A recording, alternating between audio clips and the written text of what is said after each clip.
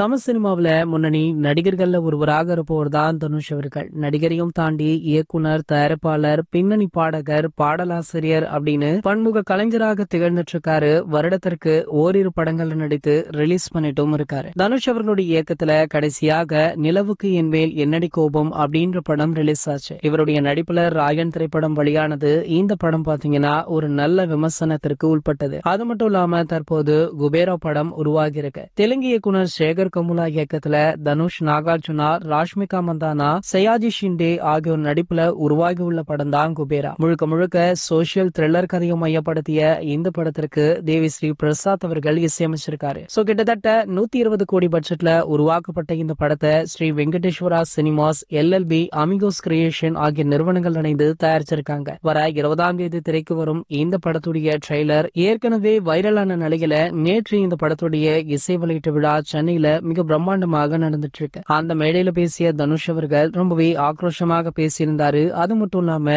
அவர் மீண்டுமே படங்கள் இயக்க போவதாக சொல்லியிருக்காரு. கொஞ்ச நாட்களுக்கு முன்னாடி தனுஷ் அவர்கள் நம்ம அஜிசரை வைத்து ஒரு படம் இயக்க போவதாக பேச்சுவார்த்தை நடத்தப்பட்டு வந்ததாக சொல்லப்பட்டது. சோ அந்த படத்தை மென்ஷன் பண்ணி தான் தனுஷ் அவர்கள் இந்த மேடையில பேசியிருக்கார் அப்படின்னு ரசிகர்களுமே இந்த வீடியோவை ஷேர் பண்ணி சோசியல் மீடியாக்கள்ல செலிப்ரேட் பண்ணிட்டும் இருக்காங்க. இது போன்ற சினிமா செய்திகளை பத்தி நீங்க உடனே தெரிஞ்சுக்க நம்மளுடைய அஜித் டாக்கீஸ் சேனலை மறக்காம சப்ஸ்கிரைப் பண்ணிக்கோங்க.